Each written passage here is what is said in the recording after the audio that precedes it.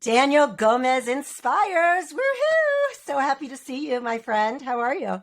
Sandy, I'm excited to be here with you. I'll tell you what, you're just a loving person, and all the value that I can add, I'm going to leave it all on the table for you this today. Awesome. Awesome. And I love the sign behind you, the makings of a millionaire mind. Love it. Yes. Thank you. Thank you. Yeah, we just launched our new book, our new course, and it's doing phenomenal. And it's been, I truly believe you got to add value to people. So many people don't realize that the marketplace will pay you according to the value that we deliver to it. And I'll tell you that the course has been definitely delivering value, so I'm excited about it. Well, I love before you can become a millionaire, you must learn to think like one. And we're going to talk about that in a minute. Let's circle back. But before that, Daniel, I met you in New York a few months ago, and we've had a few calls together and whatnot, but I don't really know your story. So share with me your story. How did you get to this point where you are today? Wow, Sandy, so many times in life, we try to figure it out on our own. And we have the big house, we have money in the bank, and, we have success, prominence, a title. But there was a little knock on our door, and that actually turned out to be a big knock. And I think so many times when that knock comes on your door, you choose how to respond to this knock. And for us, it was the knock of breast cancer. My wife was diagnosed with stage 3 breast cancer in 2017. And I really had to make a decision. Was I going to hire somebody to take care of her, or was I going to take care of her myself? And the reason I had to make this decision is because she decided, I said, I can't make the decision for you. This is your body. She decided to have a double mastectomy. And in that process, depression came in, and she just, right, imagine yourself as a woman. If you have a C cup, that there's no breast now to fill your blouses. So she was changing twice a day sometimes, and she just got depressed on me. So the moment of truth came when this happened was I going to hire somebody, or was I going to man up and honor my vows? And it just came to a head where one day, see, people don't realize this, is even though your body's healed physically, the mental aspect is even, it's longer sometimes just to get over that hump. And So much longer. Yes. that's where my journey started. So I resigned from my position. We were making a lot of money, but I said, what good does the money do if my wife doesn't make it?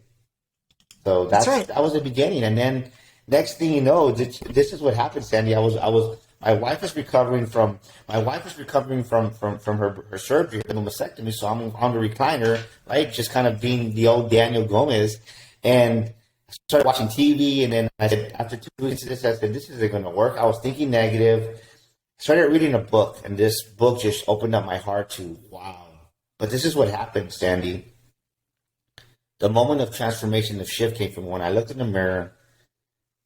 100 employees were gone, responsibilities were gone, friends were gone because, right, my wife had a double mastectomy, so we weren't going out anywhere for at least 3-6 months, whatever. And I looked in the mirror and I didn't like who I had become. I was arrogant. I was ambitious to where it wasn't a very positive ambition, and I just had a lot of regret that I had carried with me, and it started surfacing, and I didn't know how to deal with it. It was like, wow. So it was really the first moment in my life that I can honestly say I really, really did a deep reflection, and that's kind of where my journey started at that moment. Yeah. And that's a big one because when that light bulb goes on, right? And then you're faced with now what? Yes. So what was that for you? The now what was I said, well, I resigned in November. I said, well, I'll give myself a couple of months. My wife will be better, and then I'll go back to work in January, because I ran multi-million-dollar automotive dealerships for many years, very successful. I mean, I know the car business, and that was my thinking. But as I started reading and then looking at myself, I cried, and because I didn't realize how much unforgiveness I had in myself. And I didn't realize how much pain I caused my wife. I truly believe that. Right here, I'll just be totally transparent. In San Antonio, I'm born and raised in San Antonio, where the city's like 90% Hispanic demographically, and the approach on life for Hispanic men, Mexican men is, right, we run the house. This is our house. And really, my wife didn't have a voice, and it just suppressed her for so many years. So as this is going on, I had to forgive myself, because I felt guilty that, man, I had a lot to do with my wife's breast cancer. Because if a woman, right, if your body doesn't have an outlet to release the emotions, release what you're feeling, you suppress it and your body can't respond to that. And it just, I truly believe that was a portion of why she was so young and diagnosed with breast cancer. And now, how old was she? How old was she when she was diagnosed? 44 years old. She was 44 years old when she was diagnosed. Yeah. So she was, so all the stats they were giving us, the stats, like, they didn't pertain to us, because usually women get breast cancer when they're like in their 60s or up there past a certain age. And it just, there was no, so as this is going on, I just really said, well, I need a change. And I really went on that approach. And little did I know on that change, one day I was getting ready to go and for an interview, and I found this old email, Sandy, and the email was like a counselor, because even I ran a Chevrolet. I still wear my Chevy General Motors ring because I just something that I cherish. And I would go and give out these awards to these students. And one day the principal goes, "Hey, well, you want to say something, Mr. Gomez?" And I was like, "No, I don't have anything to say." And as I went and sat back down, I felt like God said, "What are you talking about?" Even though I ran the dealership, I love to do the training. I love the sales training and leadership development. So I would do it. He goes, "You just talked about attitude at work. Go talk about attitude."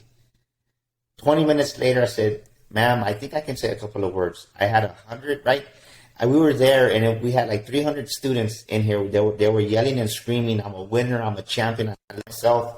I found this email, and the counselor was sent it. She forwarded it to me from a parent, and she was like, "Well, who is this car guy? Who's this car guy that came and was yelling and screaming at my son? Tell him I said thank you." I'm like, "What?" EJ is not the same. He runs through the house telling himself he loves himself, he believes himself. And I would give out these Chevy caps at these award ceremonies. He puts on the Chevrolet cap, he looks in the mirror, and he tells himself that he's special, he's the winner, and he's never been more confident. Tell him I said thank you. And when I read that email, Sandy, I started crying. I cried. I literally cried. At that moment, God dropped it in my heart. "I want you to go out there and speak and be a motivational speaker." And I was like, "Woo, yeah, right." Like, I was like, I believed it. But little did I know this, people were going to laugh at me because of the fact that I'm leaving the $250,000 a year job to follow my dream. But I was just crazy enough to believe it, Sandy. And that was the beginning of Daniel Gomez Inspires, which is our speaking brand that we speak all over the world internationally. And I was just crazy enough to believe it. And as they say in show business, the rest is history, Sandy. Although I don't think you were crazy at all because it's just a big dream. And if you don't have those big dreams, yeah, you can call it crazy, but hey, look at you now, right? Yeah. And this is the thing I think most people miss. They take for granted, or they don't even realize this, because I wasn't aware of it. I'll be totally honest. As I look back, as I was running this last big dealership that I was at, for 4 years, day in, day out, every Monday, I would do the stuff training. I would do the leadership development. And I remember one of my friends at work would say, "Man, let Daniel speak. Daniel's a great motivator." But just think about this. Every Monday for 20 minutes, I was putting in my reps. So when the moment came and the idea came, I thought about that. I said, well, but I was rough, right? I was a big diamond in the rough. I said, so let me start where I'm at. And I think this is a mistake that a lot of people make, is they don't hire that coach, whether it's a speaker coach or a business coach. And when I first started, I said, well, I can speak, but I suck, right? Just being honest. Not that I had the energy, but I didn't have like I said, I was a diamond in the rough. So I hired a coach right away, and it was scary because I had never invested like that in myself. And it was one of the best things that I did. I stayed with this coach for a little bit, and then I went and got another coach because I wanted a different perspective, right? Because I was young and I didn't know, and I stayed with this one coach for 3 months, got a lot of information, got a lot of wisdom, but then this other TEDx speaker kind of took me under his wing, and I was with him probably for about 6 months. But that really helped to just set a foundation where now it's like people that come and ask me, I don't mind giving people advice, but it's like, hey, you have to invest in yourself. It's an investment within you. And I think so many people, that's a hurdle they have to overcome. But I can tell you that was the best thing I did for myself, because that really helped me to elevate my speaking career, because I had no idea what I was doing. Yeah. And that's a big part of it. Sure. So I want to circle back to something that you said, because I think you kind of glossed over it, but I think it's kind of a big deal. But you mentioned your culture and how in the Mexican culture, the man is the head of the house and your wife necessarily didn't have a voice. And that's your culture.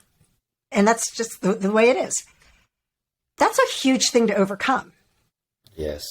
You've got your male ego involved, right? You've got generations in your DNA of this is the way it is, right? Yes. How were you able to break that cycle? Because it's breaking those cycles that go back generation upon generation upon generation is very, very difficult.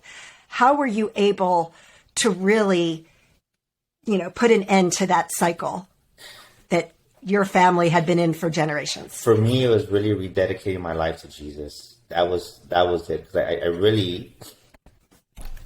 didn't realize how much pain I caused my family.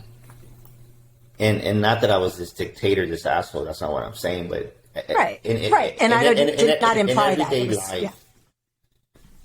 Right. I had 100 employees. I'd come home. I would bring work home. Right. I would I wanted to be the best. We were winning.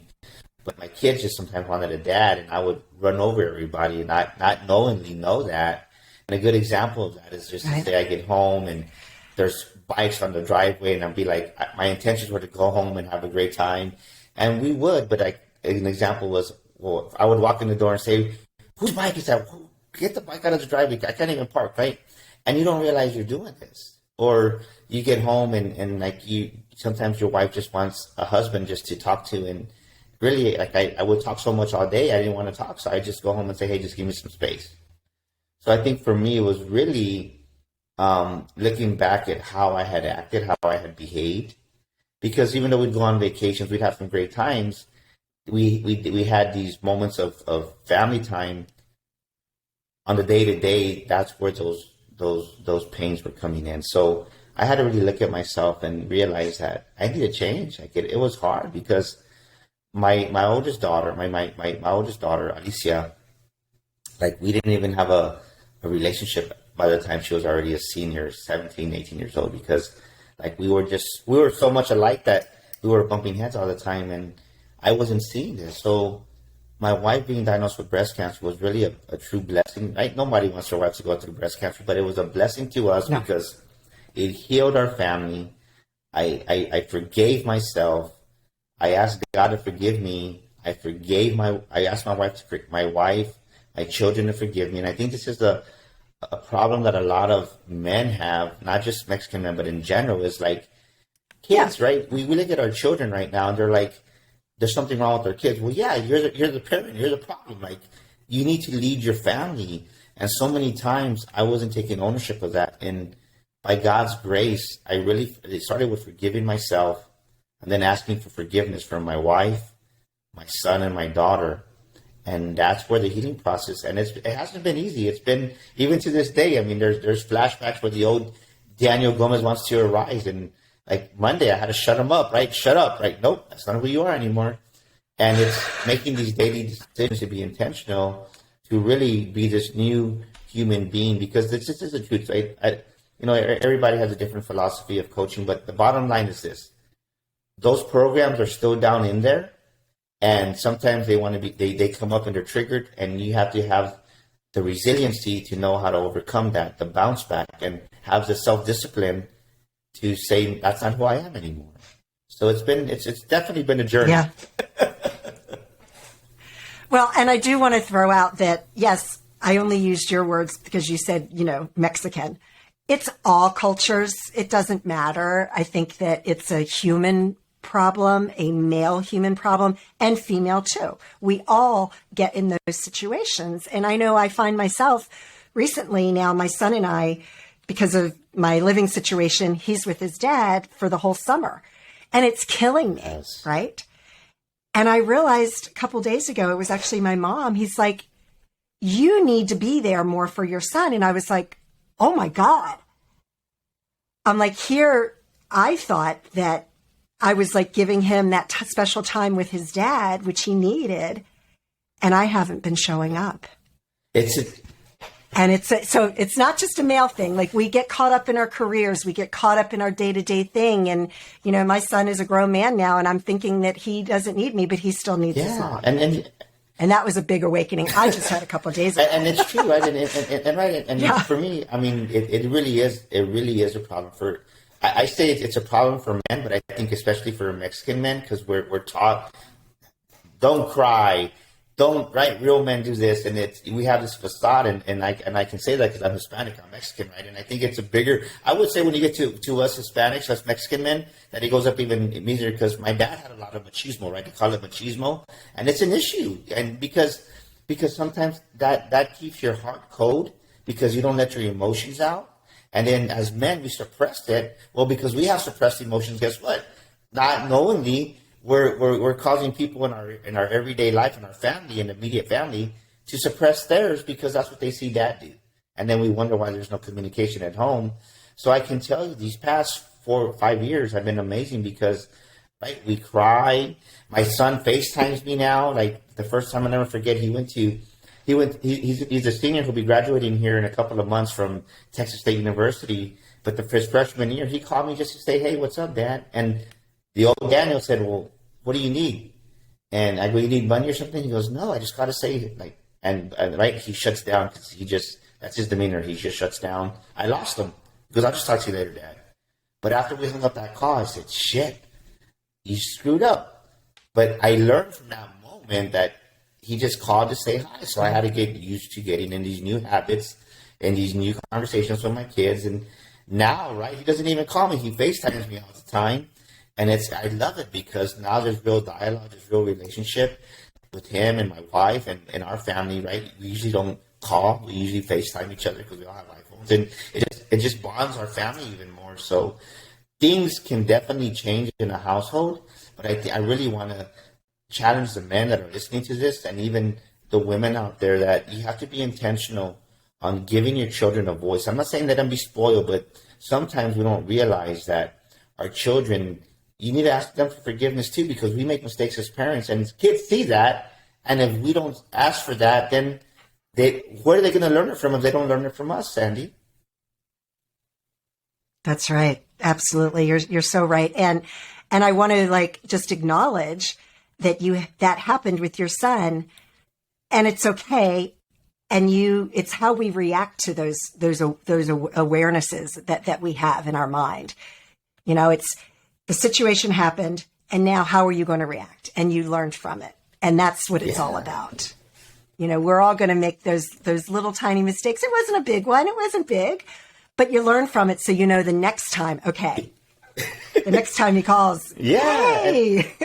And if he wants to ask you for money, he can ask you for money later. Yeah, now we have. And talking about that, right? Sometimes, and I'm glad you're speaking about this because sometimes we instill, we don't realize it, Sandee, but we instill so much fear in our children as they're small kids that it's hard for them sometimes to ask us for things. And what I mean by that is my son came home one day and I was like, what happened? He goes, Dad, I haven't paid the school. I'm like, well, why haven't you called me? He goes, well, I was scared to ask you. And we're talking about $4,000, right? Because he's going to Texas State University.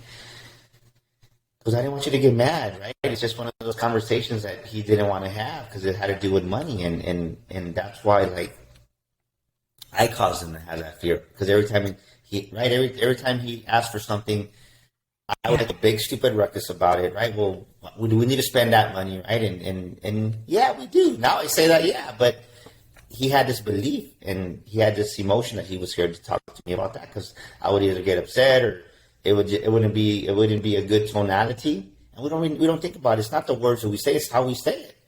And so I just said, well, we'll just pay half this month and we'll pay half next month. Is that cool? He goes, yeah. So ever since then, his whole demeanor, he talks to me about everything now because it was like a $5,000 bill that we had to pay to the college, and it wasn't budgeted. And I said, well, just we'll pay $3,500, we'll spend the other, we'll pay it next month. Cool. But now he can talk to me about anything because I gave him that safe passage that I didn't get mad, I didn't raise my voice, I didn't raise my tonality because, communication, 93% of communication is nonverbal. It's not the words. Only 7% is verbal.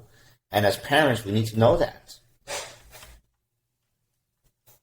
Well, and you created a safe space, which is huge. And that's what children need. Kids of all ages need that. But you just brought up money. So that's a good segue. So let's talk about before you can become a millionaire, you must learn to think like one. What is that? Well, And I'm sure it's big. It's not just a one sentence. Like I was just saying, whenever I had a conversation about money, and this is the thing is we had, right? We weren't as wealthy as we are now, but we'll just say 10 years ago, my wife would ask me something and I'd be like, well, do we really need it? And I would make a big rush about it. And that's having that poor-minded financial economy that I talk about in the book, right? I talk about that poor-minded financial economy. And our response to money is negative. Anytime we had to spend money, well, do we really need to spend it? And it was, like I said, back to the tonality. So I look back at how I was. I remember my wife asked me one time when my daughter, we sent her to Europe. And she goes, Dan, I'm not asking you. I'm asking you because we need to do this for Ozzy, right? I'm kind of like telling you, let her go to Europe. She needs to go do study abroad. And we had the money. And I said, you know what? You're right.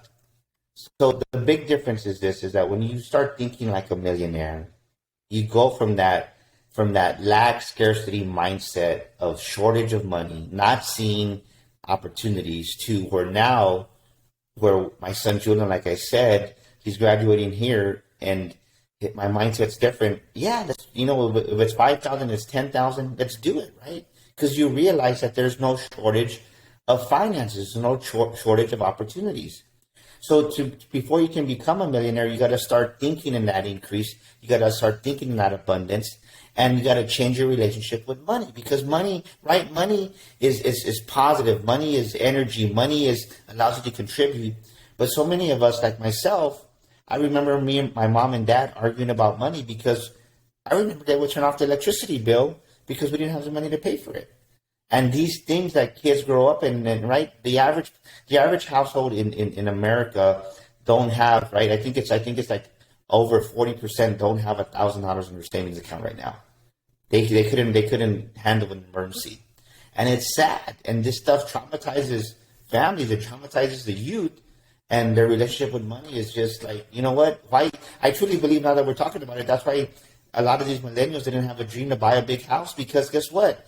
In their homes, all they heard was arguments about money, mom and dad fighting about it, divorce, right? A big part of, I think, divorce is about money. Is one of the top 3 reasons why people get divorced. So in the book, it's things that I went through and I had, right? I'd be lying, I wasn't a millionaire at the time, but we had a couple of $100,000 in the bank. Our house was paid off. We were doing very well.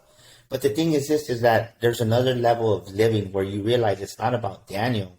It's about giving and helping the homeless, contributing to your community. And when you think like that, right, I call it, you go from that poor-minded financial inner economy and you develop that millionaire-minded financial inner economy, you realize there's no shortage of opportunities and surplus. But this is the thing, is it's a journey of becoming, I call it in the book. And what I realized, Sandee, in my executive and business coaching, is most people, even executives, even successful business owners, they undervalue themselves. Even though they have some type of wealth, they have a poor self-image of themselves. And that's what keeps them. The next step of thinking like a millionaire is you don't self-destruct, you don't self-implode, because how many people attain the wealth, they have a business that grows overnight, but they don't have that millionaire mind, the character to sustain it, so they self-implode and then they self-destruct. And I talk about that in the book, because the biggest lie that we've been told about money is this: money makes you more who you are. It doesn't. That's not true, because check this out. I thought I was a good person, but the more money I got, there was stages as our wealth grew. I had to protect my heart, because greediness does want to arise, right? And then those old thought patterns of scarcity want to come in. So it's a daily process. It's a monthly process of protecting your heart to not allow greed and hoarding to set in, because it wants to. Because you hit a certain amount, you're like, wow, I wonder if I can hit this.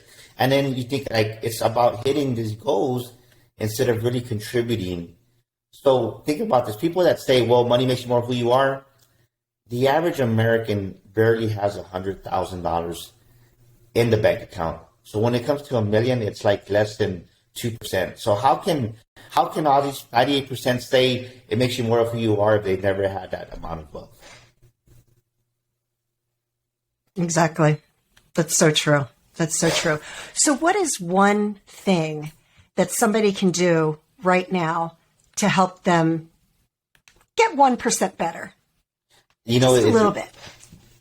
Because we know that it's not, changes don't happen like that. So what's like a little nugget that somebody can apply? You have to really let go of your old identity. Your old identity of who you are, who you were.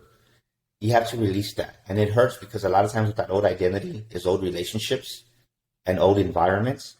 And for me, I've ridden in a Harley since 2003. I bought my first Harley in 2003. I had so much Harley Davidson paraphernalia, clothes, and not that Harley's bad, right, within itself, but for me, the memories that it brought up with me, being on my Harley, being at bars, this person that I was, I had to release that identity. So right now, what are you doing, right? What are you holding on to? And something that I talked about in the book that was hard for me was I didn't even give it away, not because I didn't want to, it wasn't a greedy thing. I threw away the clothes because to me that clothes had bad memories. It wasn't who I was anymore. So I would tell somebody right now, look at the identity of who you want to become. If you want to become that successful businesswoman, that successful businessman, throw away whatever is holding you back that ties to an identity of you being maybe a waitress or being that clerical worker, whatever it may be, that mechanic. Throw it away. Throw it away. Throw all that clothes, anything tied to that. Just throw it away because the vacuum law of prosperity says this: when you get rid of the old, you make room for the new. And I struggled with right now I feel comfortable with how I'm dressed, but I could, because I was in the automotive industry for so long, I could rock a suit. I mean, I wore a suit all the time, but the other Daniel was the biker guy, right? The Harley Davidson guy. So I struggled with the in-between look. I really did. So when I started building my brand even more, it's like, well, a lot of people don't relate with the suit anymore. So how do I dress? And it really took me about a year to feel comfortable. And now it's like, I'm just who I am. I'm just being honest. So what is tied to your old identity that you need to throw away? Maybe it's clothes. Maybe for you, it's a radio. Maybe it's an old ex-husband and ex-wife. Whatever that is for you, get it away. Maybe old furniture, right? A couch. A couch can have a lot of memories. Get rid of that old crap and go out there and what's the new identity that I want to create for myself, and start putting yourself in those environments with those people that are going to help you. And then the second hack I'll give you is pretty simple, but it's pretty awesome. Especially in today's world, stop worrying about gas. Just fill up your car, right? Fill up your car. When you get in the habit of filling up your tank with gas, regardless of what it is per gallon, the money's going to come. But that's one way to really get over that scarcity mindset, that poor-minded financial economy. Because, right, we just bought a boat 2 months ago, and I was laughing because I told my son, I said, man, Jay, I go, guess how many gallons the gas, how many gallons the boat holds?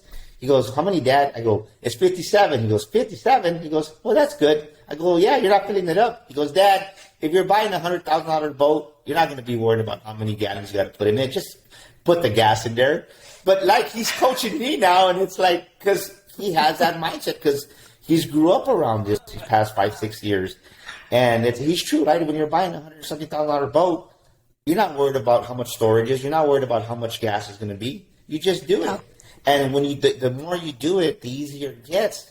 Then it expands your thinking about money, because right when you open up that floodgate, well, then you allow that revenue, you allow those new clients to come in if you're a business owner. Because if you're nickel and diming, right? I'll end with this. Counting pennies will cost you thousands of dollars.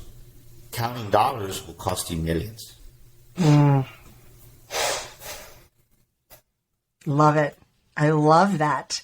Yeah, because everything you're talking about is energy. And when we're thinking those negative thoughts about, oh my gosh, it costs this much to put in the gas tank, that's a negative energy. And you're just going to bring more of that back into your life. Yeah. And the same with the clothes. The clothes, the objects, it's negative energy that you're holding on to. And in business, I love that. I love that. Is that I say, write this down, ladies and gentlemen. I say this: I am ridiculously happy that I get to pay for XYZ. I am ridiculously happy that I get to pay for my social media marketing. I am ridiculously happy that I get to pay my assistant. And when you start saying that, you start to believe it. So now instead of getting this invoice, it's like, oh shit, I got to pay this, right? Negative energy, like you said. You know what, man? I get to bless this person with revenue. Let's go, right? Because when you bless them with revenue, guess what? Yeah. People, when you ask them for $5,000-$10,000, I want to pay you, Daniel, because I've sown that seed with an open heart, and I am ridiculously happy that I get to be here on this podcast with you, Sandee. I'm loving it. But when you have that attitude, when you put out that energy about money, about paying your vendors, it's like, I told this to my business clients. It's like, look, when you get an invoice, if you have the money in the bank, pay it. The longer you wait, why are you waiting? You're only hurting yourself, because one of the best practices that I put in my business, I truly believe why we're so successful, is that as soon as I get an invoice, as soon as I get something, guess what? I pay it. That within an hour, I usually pay over 40% of my invoices within that hour if I'm free. And within the day, I pay like 90% of them. And it's just the way I do business, because I know what it's like to be struggling when I'm starting. And people need that revenue. People need that invoice paid. Well, and you're showing the gratitude, and money is just a tool, and you're just recycling it. You're just putting it back in there. And it's that whole, again, that positive mindset about that invoice. Oh, I'm so grateful I get to pay this bill today. Yeah. I mean, you have to believe it. Like the other day, we just got the boat storage. I was like, I am ridiculously happy that I get to pay $280 for boat storage. It's like, you know what? It's part of the gig. And it's amazing when you have that attitude, you attract more opportunities. Yeah. And so I really want to encourage your audience, right? You got to go get the book. Go to themakingsofamillionairemind.com. That's themakingsofamillionairemind.com. Order your autographed copy and get our course while you're there. Our course has been transforming people's lives. And like I said, it's about the person you become, Sandee, because until you change from the inside out, our outer world, right, what we manifest, what we create on the outside, it's a reflection of who we are on the inside. And if you have that wrong relationship with money, if you're arguing with your wife about money, if you're fighting with your kids because you have financial stress, you need to change with the inside. And maybe your business isn't growing. Maybe your business is in the red. You got to change who you are in the inside, how you see business. And what I love about the whole concept of the makings of a millionaire mind, it definitely talks to the family, right, to the father, to the mother, but it speaks to those business owners, to those entrepreneurs that need to change the way their relationship is with money. Because this is the thing, right? When you have a poor-minded financial in your economy, this is what happens is we want our business to, we want customers, right? But think about this. This is where they kill their own business. When you're poor-minded and you have a bad relationship with money, and your belief system, your program is, right, money's not important. Well, guess what you're really saying? Sandee's my client. Sandee wants, right? Because when you're a client, when you're a customer, what does that translate into? Money. So what I'm really saying, well, I'm deflecting Sandee by accident, because the bottom line is Sandee already has a check to give me $10,000, but because I'm saying money's not important, then the deal goes south, and I'm deflecting all these customers that want to do business with me. Does that make sense, right? Because right? Yeah. Your program is money's not important. Totally. Sandee calls Daniel as an example, and my belief is money's not important. So Sandee, you're ready to do business. You're already closed on your own, but right, Sandee translates into money. And since my belief is money is not important, well, then I find somehow to sabotage that relationship with that client, with that customer. And I don't even acknowledge and see that you're there, because to me, the program that's running underneath me is money's not important. Right. Yes. And your customer's going to know that. Maybe not, they may not be totally aware of it, but there's going to be something that's telling them, yes, I don't know if I want to work with this person. I mean, I'm pretty sure you've experienced it, where you're like, man, I was ready to give this person a check for $1,000, and they didn't want it. I've seen that. But when you change that program, like we talk about in the book and the course goes even more in depth, because it goes even deeper with our workbook, is that when you realize money is important, you start seeing things from a different perspective, because you're thinking differently. And now, no, Sandee's important, because, right, not only am I going to help her, I'm going to bless her, She's going to reward me with the money that I need to grow my business, to help the homeless and the needy. And it's just a cycle that goes on and on, because now, right, what's important in your life, you attract more of. What you neglect and you're unappreciative of, you deflect it. And that goes from money and customers. At the end of the day, customers and clients equal money, equal revenue. So you need to change your perception, your relationship with how you see money and how you view it.